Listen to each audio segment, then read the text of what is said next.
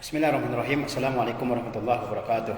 Alhamdulillahirabbil alamin wassalatu wassalamu ala asyrafil anbiya'i wal mursalin nabiyina Muhammadin wa ala alihi washabihi wa man tabi'a hudahu ila yaumiddin. Asyhadu an la ilaha illallah wahdahu la syarikalah wa asyhadu anna Muhammadan abduhu wa rasuluhu sallallahu alaihi wasallam la nabiyya ba'dah. Melanjutkan membaca kitab Al-Kaba'ir karya Az-Zahabi rahimahullah. Kita baca sekarang Al-Kabiratus Sadisatu wal Khamsun, yaitu dosa besar ke-56.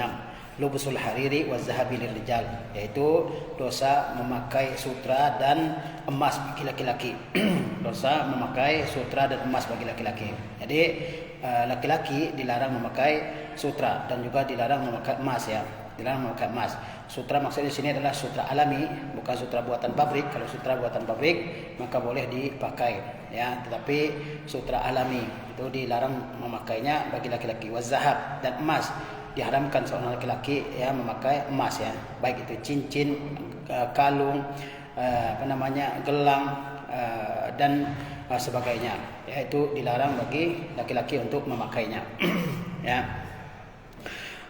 Kemudian Az-Zahabi berkata, fi sahihain, dalam as-sahihain, anna Rasulullah sallallahu alaihi wasallam qala, bahwa Rasulullah sallallahu alaihi wasallam bersabda, man labisal harira fid dunya lam yalbashu fil akhirati. Barang siapa memakai sutra di dunia maka dia tidak akan memakainya di akhirat, di surga.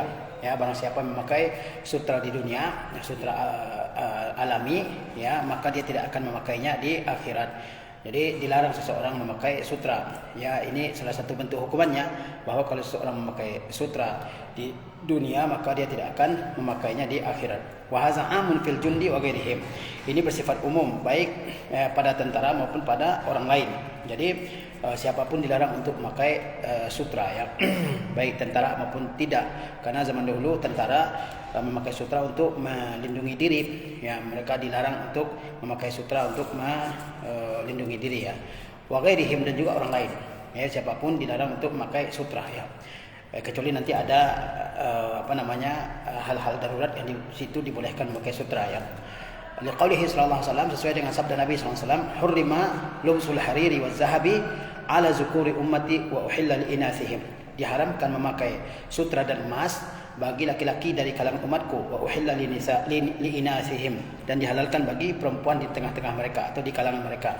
Jadi haram hukumnya memakai sutra dan emas bagi laki-laki muslim. Diharamkan memakai sutra dan emas bagi laki-laki muslim, dan dihalalkan bagi wanita. Bagi wanita boleh memakai emas, boleh memakai sutra, ya. Boleh bagi perempuan. Tapi bagi laki-laki itu diharamkan. Sutra dan emas diharamkan bagi laki-laki, dan dihalalkan bagi perempuan. Wa an Huzaifah bin al-Yaman radhiyallahu anhu qala, dari Huzaifah ibn al-Yaman radhiyallahu anhu, beliau berkata, nahana Rasulullah sallallahu alaihi wasallam an nashriba fi aniyati az-zahabi wal fiddah. Rasulullah sallallahu alaihi wasallam melarang kami minum di bejana yang terbuat dari emas dan perak. Wa an na'kula fiha, dan beliau melarang kami makan di bejana tersebut, bejana yang terbuat dari emas dan perak. Jadi Rasulullah SAW melarang para sahabat untuk makan dan minum di bejana yang terbuat dari emas dan perak. Ya, mungkin ada orang yang sangat kaya, kemudian dia memiliki bejana yang terbuat dari emas dan perak, dia tidak boleh makan dari bejana tersebut, ya. Wa an lubsul harir, dilarang juga memakai sutra. Wa dibaj, juga dibaj itu jenis sutra halus. Wa an najlisa fiha, dan juga wa an najlisa 'alaiha, dan juga dilarang duduk di atasnya. Jadi tidak boleh makan dan minum di bejana yang terbuat dari emas, tidak boleh memakai harir yaitu sutra, dan juga tidak boleh duduk di atasnya. Tidak boleh seorang menggelar sutra untuk dijadikan tempat duduk, ya. Akhrajahul Bukhari, dikeluarkan oleh Al-Bukhari.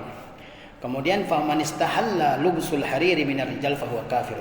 Barang siapa yang menganggap halal memakai sutra dari kalangan laki-laki, maka dia orang kafir. Barang siapa yang menganggap halal memakai sutra, maka dia adalah orang kafir. Maka dia adalah orang kafir. Wa inna ma rakhasa fihi Rasul sallallahu alaihi wasallam liman bihi hukkatun aw jarabun aw ghairuhu walil muqatilina inda liqa'il aduwi, ya. Dan sesungguhnya Rasulullah SAW hanya memberikan keringanan yang memakai sutra bagi orang yang memiliki penyakit hukka, yaitu gatal atau kurap atau yang lainnya, ya, dan dibolehkan bagi orang yang berperang ketika bertemu dengan musuh. Jadi Rasulullah SAW melarang kaum muslimin laki-laki untuk memakai sutra, ya, dilarang memakai sutra. Dilarang juga untuk menjadikan kain sutra alami sebagai tikar kemudian duduk di atasnya, ya. Dan barang siapa yang mengatakan bahwa sutra itu halal bagi laki-laki, maka dia adalah orang yang kafir ya. Tapi ada keringanan yang diberikan oleh Rasulullah SAW, yaitu orang yang ada penyakitnya, yaitu seperti apa, hukkah atau jarab, yaitu gatal ataupun kurap ya, atau penyakit lainnya, dimana kalau dokter mengatakan bahwa penyakitnya itu bisa diobati dengan memakai sutra, maka dibolehkan. Sebagaimana diriwayatkan bahwa Abdurrahman dan Az-Zubair dia pernah ya ditimpa penyakit gatal, kemudian Rasulullah SAW memberikan keringanan untuk memakai sutra. Ya, jadi kalau dikatakan oleh dokter bahwa obatnya adalah memakai sutra, mungkin ada penyakit-penyakit kulit tertentu obatnya memakai sutra, maka itu dibolehkan. Tapi ya seukuran dengan keperluan. Walil muqatilina 'inda liqa'il aduwi, dan boleh juga bagi musuh, bagi orang yang berperang memakai sutra ketika bertemu dengan musuh. Ya, dibolehkan bagi tentara yang berperang untuk memakai sutra. Ya, ketika dia akan bertemu dengan musuh untuk menjaga diri. Amma lubsul harir lizinati fi haqqir rijal fa haramun bi ijma'il muslimin. Adapun memakai sutra sebagai perhiasan itu hukumnya adalah haram bagi laki-laki dengan ijma' kaum muslimin. Memakai sutra bagi laki-laki dengan tujuan untuk perhiasan, bukan tujuan untuk berobat, maka itu adalah haram dengan ijma' kaum muslimin. Ya, ijma' kaum muslimin mengatakan bahwa laki-laki diharamkan memakai sutra sebagai perhiasan. Sawa'un kana quba'an aw qubtiyan aw kalawsatin wa kadzalika idza kana al-aktsaru hariran aw hariran kana haraman. Baik bentuknya itu adalah jubah atau qubtiyan, yaitu pakaian yang halus kainnya yang dibuat di Mesir, atau sebagai campuran wa kadzalika idza kana al-aktsaru hariran, demikian pula jika mayoritasnya adalah sutra, kana haraman, maka dia haram. Ya, jadi sutra itu haram dipakai oleh kaum laki-laki, baik dia bentuk jubah atau bentuk pakaian model kipti atau sebagai campuran dengan bahan yang lain. Begitu juga kalau sebuah bahan mayoritasnya adalah sutra, maka dia diharamkan. Ya, wa kadzalika zahabu lubsuhu haramun al-rijal, demikian pula emas, ya, memakainya adalah haram atas laki-laki. Ya, jadi sutra itu hukumnya haram bagi laki-laki jika dipakai sebagai perhiasan. Ya, kecuali kalau obat, ada keringanan kalau dipakai sebagai obat. Ya, adapun sebagai perhiasan maka haram hukumnya dipakai oleh laki-laki dengan ijma' kaum muslimin. Baik bentuknya adalah jubah, atau bentuknya kemeja, atau bentuknya baju model kipti, atau dicampur dengan bahan yang lain, atau dicampur dengan bahan yang kebanyakannya adalah sutra, maka dia haram. Demikian pula emas. Memakai emas hukumnya haram atas laki-laki. Memakai emas hukumnya haram atas laki-laki. Sawa'un kana khataman aw hayasatan aw sakti saifin haramun, ya, lubsuhu wa amaluhu. Baik bentuknya dipakai sebagai cincin, sebagai kalung, sebagai ujung pedang, maka itu haram dipakai dan dikerjakan. Ya, emas itu haram bagi laki-laki, baik dipakai sebagai apa? Baik dipakai sebagai cincin atau kalung atau gelang, atau untuk menghiasi ujung pedang, ya, maka itu haram dipakai, dan haram juga dibuat, ya. Kalau untuk dipakai oleh laki-laki, kalau ada laki-laki memesan dibuatkan cincin dan dia pakai, itu adalah diharamkan.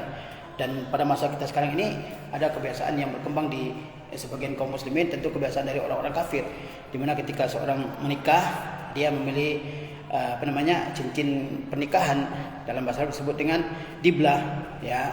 Itu laki-laki dan perempuan memakainya, calon suami dan calon istri memakainya. Padahal laki-laki diharamkan memakai emas, ya. Diharamkan memakai emas.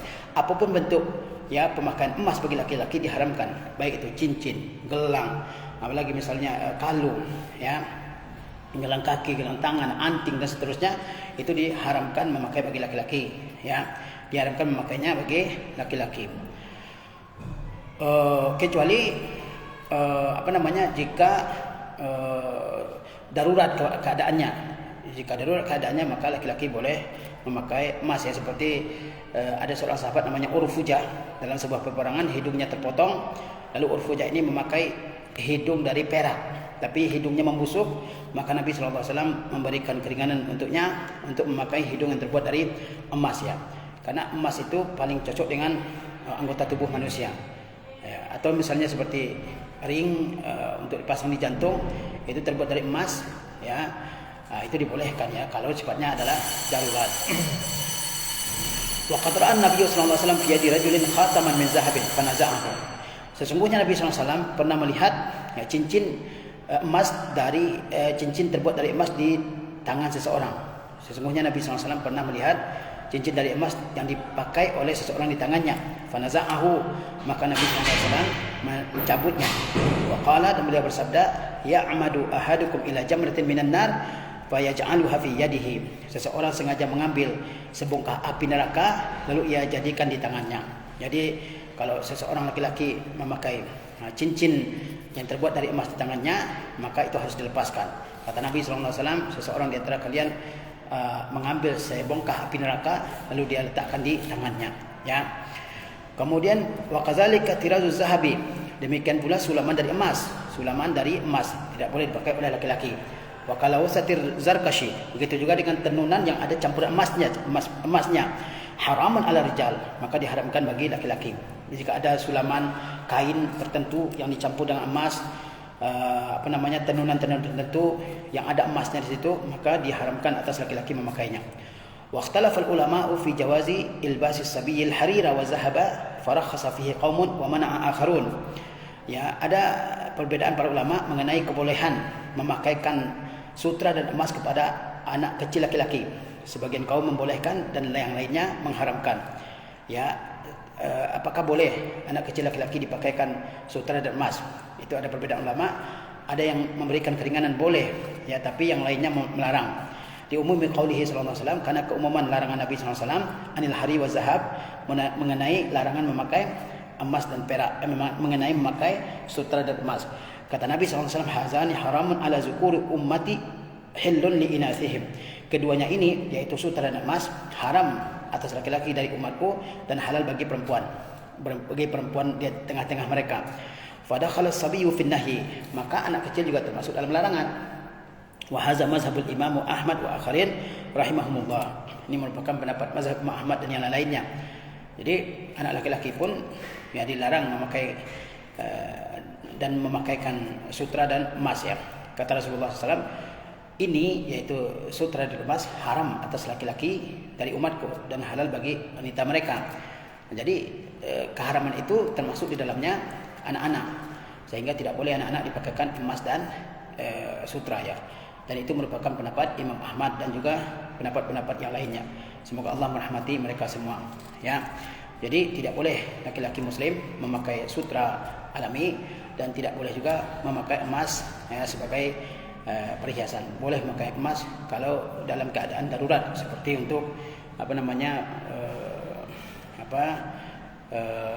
mengatasi ya luka seperti yang dialami oleh Urfujah, ya, hidungnya terpotong dalam peperangan, kemudian dipakaikan emas supaya dagingnya tidak membusuk, ya. Demikian pula sutra, ya, hukum asalnya dilarang, dibolehkan kalau ada darurat seperti ada gatal, ada kurap dan sebagainya, dan menurut keterangan dokter bisa diobati dengan memakai sutra, maka dibolehkan. Ya, selebih itu tidak dibolehkan. Baik itu untuk dipakai sebagai anting, gelang, cincin dan sebagainya, itu diharamkan bagi laki-laki memakainya. Wallahu a'lam. Assalamualaikum warahmatullahi wabarakatuh.